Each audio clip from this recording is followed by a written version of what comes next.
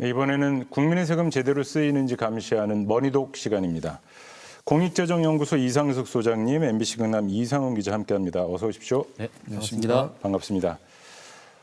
예, 재난기본소득 지난주 방송 이후에 논의가 급물살을 타고 있습니다. 앞서서 서울시, 강원도 얘기 다 했고요. 얘기를 오늘 좀 전에 들어온 소식 보니까 충청남도에서 또 이제 그 기본소득을 제공을 하겠다, 지급하겠다라고 했는데 이게 지금 아주 대세를 이루는 것 같아요. 네, 그렇습니다. 지금 미국도 경기 부양해야 된다, 또 소비 진작시켜야 된다면서 지금까지는 1인당 $1,000 얘기가 나왔다가 지금은 $2,000까지 올랐습니다. 우리 돈으로 하면 250만 원인데 이것을 지급하는 안을 지금 추진하고 있다고 워싱턴 포스트가 보도를 했고, 일본도 마이니치 보도에 의하면은 현금으로 1인 평균 12,000엔보다 더 많이 주는 방안 지금 검토 중이다, 이렇게 보도를 하고 있고, 유럽 일부 국가도 지금 재난 기본소득 관련해서 추진을 하고 있습니다. 그리고 지금 서울시와 강원도 발표는 약간 두 가지 차이가 있는데요. 네. 첫 번째는 이제 자치단체 규모에 있어서 그 돈의 지불 형태가 좀 다르긴 하겠습지만 지급과 지원이 좀 다르거든요. 네. 그래서 직접 지급하는 방식에 서울시는 방점이 찍혀 있고, 강원도 쪽은 금융 지원이랄지 이런 쪽으로 방점이 찍혀 있어서 약간 차이가 있는 것 같습니다. 그리고 좀 전에 말씀하신 충남도 같은 경우는 이제 오후에 일어났었죠. 15개 시장 군수와 같이 매칭으로 50대 50씩 해서 약 100만 원씩 15만 명에게 직접 지급하겠다. 네. 지금 그렇게 발표를 해서 지난주 재난 기본소득 이야기가 나오고 나서 이게 갑자기 좀 진행이 돼버린 것 같습니다. 네. 자, 이런 가운데 이제 지난 금융위기 이후에 12년 만이죠. 이제 비상경제회의, 네, 이제 대통령 주재로 이제 열렸는데 오늘 처음 열렸죠. 네. 일단 이 50조 원 규모로 이제 비상금융조치 취하겠다 했는데 이게 재난기본소득 관련한 내용은 아니었죠, 오늘은. 네, 조금 다릅니다. 그러니까 가장 긴급하고 지금 도움이 절실한 사람들한테 먼저 선제적으로 선별적으로 지원하겠다. 그런데 현금 지급이나 이런 게 아니라 금융 지원입니다. 금융 지원책. 네. 그러니까 지금 도산하거나 이런 것들 막기 위해서, 금융 불안 막기 위해서는 첫 번째 조치다, 이렇게 평가를 하는데, 예를 들면 이제 소상공인 긴급 경영자금 지원하는데 한 12조 원 정도 확대를 하기로 했고, 시중은행 어디 가서나 이제 1.5% 정도의 아주 초저금리로 대출을 받을 수 있도록 했습니다. 그리고 제2금융권까지 대출금의 만기 연장해준다거나 대출금 전액에 대한 보증을 간편하게 그리고 빠르게 받을 수 있도록 하겠다, 이게 핵심입니다. 근데 이게 사실은 좀 안타깝죠. 이건 전체적으로 그 공무원들이 처음이기 때문에 잘 못하고 있는 측면도 있었고, 네. 직접 지원하는 방식이 익숙치 않거든요. 그리고 또 하나는 재정 건전성에 도구마에 빠져 있는 겁니다. 꼭 지켜야 되는 무슨 그런 신주같이는 생각을 하고 있는 건데, 정부가 지금 발표하는 것은 금융 조치에 불과해서 네. 실제 보증을 서준다 그러고 대출까지 가는 데는 3개월 정도 걸려버리거든요. 아무리 줄여도 몇 개월이 걸립니다. 네. 그리고 보증을 받아서 대출을 할 수 있는 사람은 또 한정적이거든요. 지금은 사실은 직접 지불하는 일명 헬리콥터 머니라고 그래서 대중들에게 직접적인 돈을 줘서 소비를 진작시키거나 삶을 포기하는 것들을 좀 막는 그런 작업들이 필요한 건데, 정부가 너무 안이하게 생각하고 있는 거 아닌가 싶습니다. 정부에다가는 이제 김경수 지사가 지난주에 이제 전 국민에게 재난기본소득 지급하자라고 네. 얘기를 했었는데, 지금 어쨌든 그 이후에 자치단체 차원에서 이렇게 계속 하나둘 우선 풀어나가고 있단 네. 말이죠. 경상남도 상황은 어떤가요? 오늘 김경수 도지사가 직접 브리핑을 했습니다. 네. 오늘은 긴급 재난소득이라는 단어를 쓰면서 경상남도가 자체적으로 먼저 어려운 사람들에게 이 긴급 재난소득을 먼저 편성을 하겠다, 이렇게 밝혔습니다. 자세히 보면 경남의 모든 가구를 이제 소득 기준으로 해서 일렬로 쭉 놨을 때 네. 가장 가운데 있는 이 중위소득 이하 가구 모두에게 네. 한 최대 50만 원 정도 지급하는 방안을 지금 검토 중인데, 네. 아직까지는 이제 어느 정도 이게 지원 대상 가구나 전체적인 규모가 정확하게 확정할 수는 없지만 한 대략 1,000억에서 1,500억 정도를 예상하고 있었습니다. 그러니까 재원을 그럼 어떻게 마련할 것이냐? 역시 지난주 저희도 얘기했던 이 재난관리기금 그리고 예비비 등등을 활용할 예정이다, 이렇게 밝혔고, 이게 그냥 이 저축으로 가지 않도록 하기 위해서 지급 방식은 이제 제로페이를 비롯한 지역의 상품권으로 발행할 예정이라고 합니다. 그러게 말이 난 김에 네. 우리 지난주에 그렇게 재난기본소득 재원 부분 이렇게 어떤 뭐 항목별로 네. 이렇게 말씀을 드렸었는데 그거 경상남도 실제로 재원은 어느 정도 되는 건지 일단 시청자분들 중 네. 궁금증 풀어드리는 차원에서 설명을 좀 해주세요. 저희가 그 확인을 해봤는데 먼저 경상남도에 지금 가용할 수 있는 건 얼마나 되는지 한번 먼저 말씀을 드릴게요. 지금 보시는 것처럼 재난관리기금이 1,287억 원이 되고요. 재해 구호기금이 700억 원, 그리고 쓰다 남은 세금 그러니까 순세계 잉여금이 2천억 원 정도 지난해 쓰고 추산이 남은 되거든요. 세금. 그렇죠. 예. 예. 그리고 예비비는 795억 원, 다 합치면은 4,782억 원입니다. 경상남도가 그렇다는 네. 거고요. 그러면 자치단체는 어떨까? 시군 또 있죠. 예. 대표적으로 창원시 그리고 진주시를 저희가 살펴봤습니다. 창원시는 지금 표 나오고 있죠. 다 합치면 1,211억 원이 됩니다. 네. 예, 그리고 진주시도 잠깐 보여드릴게요. 진주시도 72억 포함해서 1,105억 원. 엄청나게 많습니다. 결국 단체장의 의지나 뭐 그렇습니다. 인식의 문제겠죠. 그러니까 지금 지구를 독수리 오영재가 다 지키는 것도 아니고 경남도지사가 350만 도민을 다 지키려고 하니까 지금 문제가 생기는 거죠. 네. 저희가 지난 시간에 모범으로 제시했던 건 사실 충남도가 이걸 받아서 지금 오늘 그러네요. 오후에 시행한 네. 겁니다. 매칭 말씀이시죠. 그렇습니다. 18개 시군이 모여서 경남도가 지원하는 부서거든요. 원래 서울시는 예산의 80%를 직접 지원하지만 네. 쓰지만 경남은 20%밖에 안 되고 나머지 전부 시군에 지원하는 그런 기획부서입니다. 그러니까 18개 시군 군수하고 이야기를 해서 이걸 좀 하자. 그럼 매칭을 좀 해라. 우리가 가지고 있는데 이 정도를 보태겠다라고 했으면 정리할 수 있는 문제인데 350만 경남시 도민을 다 하려고 했으니까 이게 좀 문제가 생길 것 같습니다. 뭐 신속한 거를 하면 더 좋겠지만 나름대로 또 이제 뭐 돌다리도 두드리는 걸까 하여튼 뭐 신중하게 또 하려는 부분이 좀 있는 거겠죠. 자, 경남형 재난 기본소득이 뭐 어쨌든 계속 이슈가 되는 문제니까요. 저희 그 추 진행 상황 보면서 좀 더 논의하기로 하고 이게 어쨌든 이번 네. 주말쯤에도 뭐 가능성이 뭐 나올 있다고 수 하더라고요. 있다고 하죠. 예. 도청의 관계자랑 통화를 해보니까 지금 마무리 단계인데 이르면 이번 주 주말 그러니까 일요일이라도 브리핑을 열어서 구체적인 안을 발표하겠다고 했습니다. 뭐 이렇게 관심이 높은 사안인 만큼 저는 다음 주 이 자리에 생방송으로 김경수 도지사가 직접 나와서 관련한 내용을 발표하는 걸로 됐으면 좋겠습니다. 관련 내용 발표에 앞서 이루어지겠지만은 그 어떤 충실한 설명이라든가 궁금증을 좀 풀어드릴 수 있는 자리는 마련됐으면 좋겠네요. 네. 예, 자 이렇게 예산 중요한데 우리 이런 예산들이 어떻게 쓰이고 이런 것들 결국 또 잘 지켜봐야 할 거 아니겠어요? 그렇습니다. 저희가 예. 이제 오늘 준비한 소식들이 이제 본격적으로 시작되는 건데 네. 예산 감시를 그럼 어떻게 할 것이냐? 이제 소장님 같은 경우에는 20년 넘게 이제 예산 감시를 해오셨으니까 뭐 전문가로서 이렇게 식견이 있으시겠지만 우리 일반 유권자들, 이 납세자로서 이렇게 뭐 감시한다면 막연하거든요. 좀 조언을 해주시죠.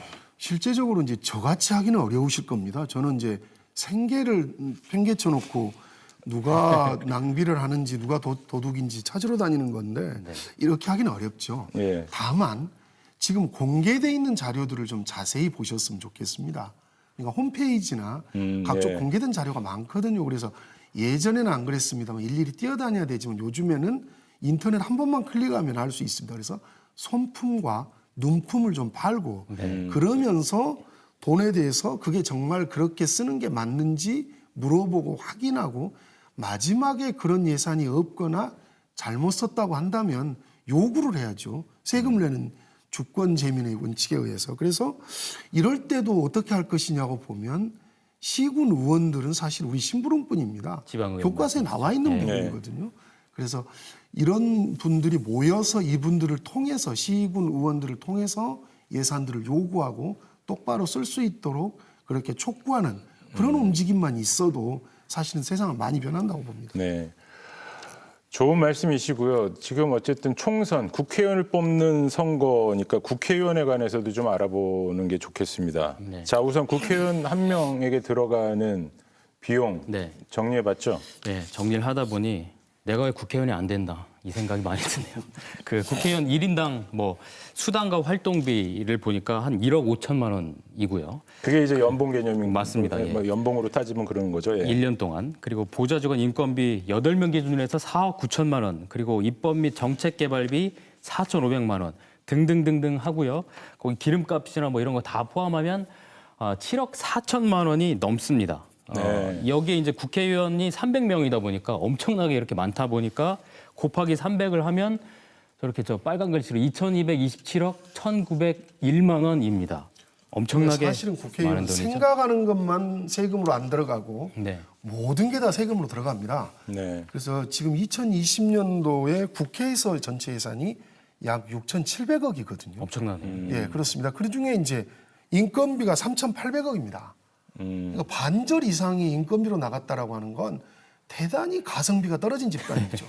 효율성도 없는 집단이에요. 네. 근데 일은 잘했느냐? 그렇지는 않았죠. 앞에 맥에서도 말씀을 자꾸 하셨는데 바꿔야겠네요. 대단히 가성비가 떨어진 집단 중에 하나다. 그렇게 보십니다. 예, 뭐 맞는 말씀이시죠. 어쨌든 본연에 주어진 역할을 제대로만 한다면야 뭐 고액 연봉 그 중요한 거 값어치 하는 거니까요. 자, 그런 역할 중에 하나가 이제 법을 만드는 것, 입법과 그리고 정책을 개발하는 것일 텐데 그렇게 하라고 이제 또 일정 정도 비용을 이제 지불을 하잖아요. 그렇죠. 이건 얼마죠? 예, 입법 정책 개발비로 아까 말씀드린 것처럼 예. 4,500만 원이 책정이 돼 있습니다.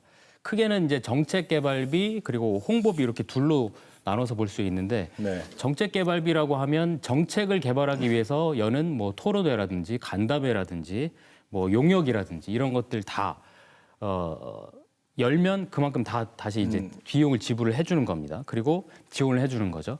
홍보비 같은 경우는 의정 활동에서 나오는 뭐 간행물, 뭐 의정 보고서라든지 정책 자료집이라든지 심지어 의원 홈페이지에 V자 뭐 이렇게 멋진 사진 올리는 홈페이지 관리하는 것까지 뭐 문자, 이메일까지 다 포함이 됩니다. 이 가운데 살펴보니까 홍보비 지출이 많은 편이었습니다. 일례로 문자 관련해서 이제 박대출 의원이 지금 잠깐 저희가 화면을 준비할게요. 대선 후보 선출 관련한 문자 발송 건만 해도 10만 4천 건이나 보냈습니다. 네. 예. 전당대회 문자 26건이고요. 또 윤영석 의원 같은 경우는 의정 홍보 문자로 사용한 금액만 1,000만 원이 넘습니다. 그러니까 이제 윤영석 의원 같은 경우는 좀 과다하다라고 볼 수는 있겠죠. 근데 지금 진주의 박대출 의원 같은 경우는 아니 자기 당 대선 후보 선출하는데 이 돈을 쓰면 되겠습니까? 자비로 써야 마땅하죠. 이건 정말 부적절한 돈이어서 환수하고 사과를 해야 될 그런 문제입니다. 이건 자칫하면 형사 문제까지도 될 수 있는 부분인데 나중에 말씀드리겠습니다만 좀 엉망인 그런 관리가 좀 되고 있어서 이런 것들도 그냥 넘어간 게 아닌가 싶습니다. 네. 이런 거는 뭐 그나마 좀 나은 편인 것 같아요. 저희가 네, 그렇습니다. 지금 말씀드릴 게 이제 MBC 탐사기획팀 그리고 뉴스타파가 2018년 그리고 19년 2년 동안 20대 국회에서 이 정책 자료집 그리고 정책 연구 결과 이런 것들 3,000건을 분석을 해서 제대로 썼나? 그 예. 분석한 건 이제 뭐 세금 도둑 잡아라 포함해서 시민단체. 이제 시민단체에서 한 거였죠. 저 밑에 자막에 지금 보이시죠? 저 세계 시민단체랑 같이 했거든요. 그래서 확인해 보니까 돈 빼돌린 정황들이 엄청 많았습니다. 당시 보도 내용들 유형별로 먼저 정리해봤습니다. 입법 및 정책 개발비, 즉 좋은 법안 만들고 좋은 정책 개발하라고 준 예산부터 살펴보겠습니다. 엉터리 보고서 탄생 과정 중 표절 문제를 좀 더 들여다보겠습니다. 심지어 고 씨가 수행한 정책 연구 8건 가운데 2건은 100% 표절로 확인됐습니다. 이 광범위한 주제의 보고서는 누가 썼을까? 당시 의원실에서 일하던 알바생 손에서 나왔습니다. 자격 없는 사람에게 엉터리 보고서를 맡긴 것도 문제지만 이 연구비를 수칭 깡을 한 경우도 있습니다. 이름만 빌려주고 내 통장으로 받았고 그냥 돌려준 거예요.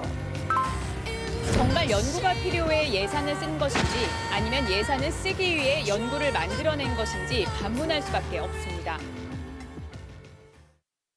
이 카드강 얘기 네. 뭐 들어봤었죠. 사실 정책개발 용역강 이런 건 좀 황당해요. 네, 2년 동안 조사하는 과정에 의원들이 뜨끔했는지 셀프 반납이 줄을 이었습니다. 그러니까 21명의 의원이 잘못했다. 총 세금 한 1억 3천만 원을 국고로 반납을 했습니다. 네.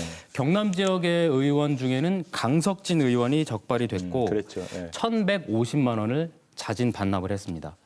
뭐 뿐만 아니라 이제 정책 보고서라든가 아니면 의정 보고서 발간을 한 후에 영수증을 하나는 선관위에 내고 똑같은 영수증을 또 국회 사무처에도 냅니다. 그러니까 이중 영수증으로 돈을 두 곳에서 타내는 거죠. 선거 앞두고 뭐 그 선거 앞두고 일어난 부분에 대해서 네. 그런 식으로 이제 이중 영수증을 또 만들기도 하는 거네요. 26명이나 됩니다. 예. 이제 그 세금 도둑 잡아라 사무총장이거든요. 네. 또 네네. 공시정 연구소도 하지만 직접 제가 조사에 참여했었는데 정말 이건 비리 백화점이었습니다.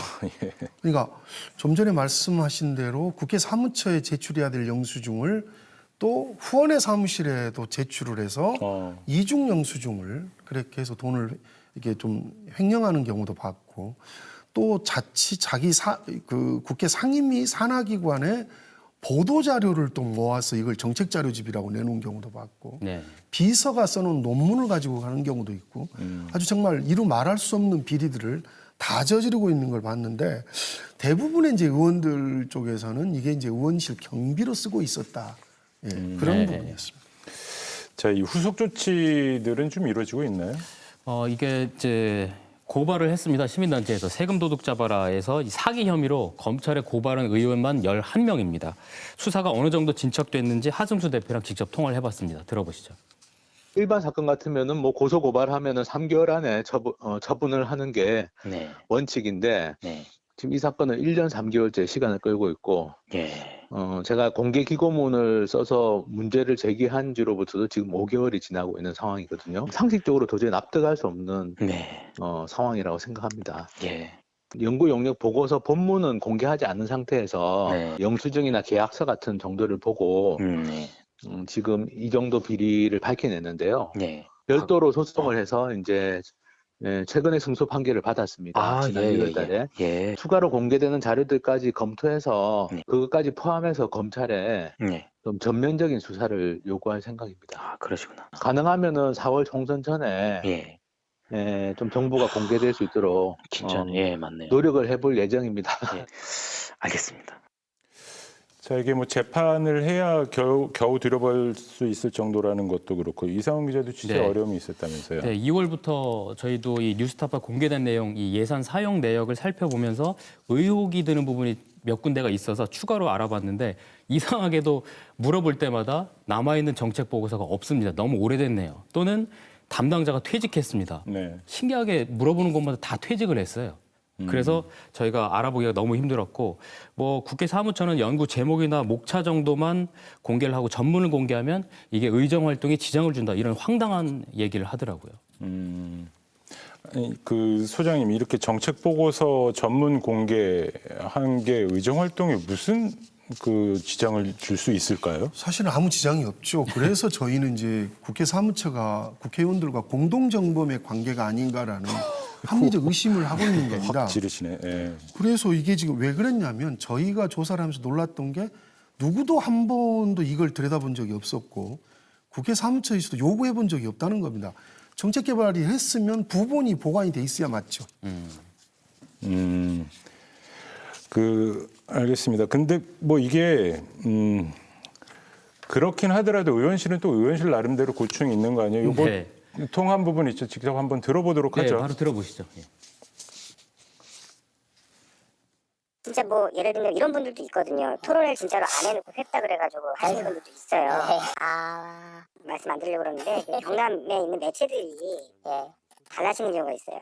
아, 뭔지 알아요. 그 예를 들면 언론사나 신문사 이런 데서 우리랑 같이 해서 뭐 책도 인쇄하고 뭐 맞죠? 네, 저희도 그거 어쩔 수 없이 몇 번 뜯겼고요. 네, 오히려 그렇게 많이 뜯깁니다. 솔직히 말씀드리면. 사실 이런 거야말로 진짜 언론에서 얘기해 주셔야 되는 거예요. 이런 거야말로. 그래야겠는데요. 쉽게 말하면 자기들 좀 해달라고 이렇게 요청들이 오시거든요. 네. 그 물론 실비도 저희가 제공을 했지만 실비보다 그게 크겠죠. 네. 아무래도. 네. 아주 솔직하게 말씀드리면 그거야말로 좀 잘못된 관행이에요. 저희 나쁘게 쓴 거 없어요. 분이 쓴 것 아이고, 같아요. 아쉽게도 또 시간이 또 다 돼버렸습니다. 저희 외전에서, 불독 외전에서 좀 더 이어가도록 하겠습니다. 오늘 시사라이 불독 여기서 마치겠습니다. 시청해주신 여러분 고맙습니다.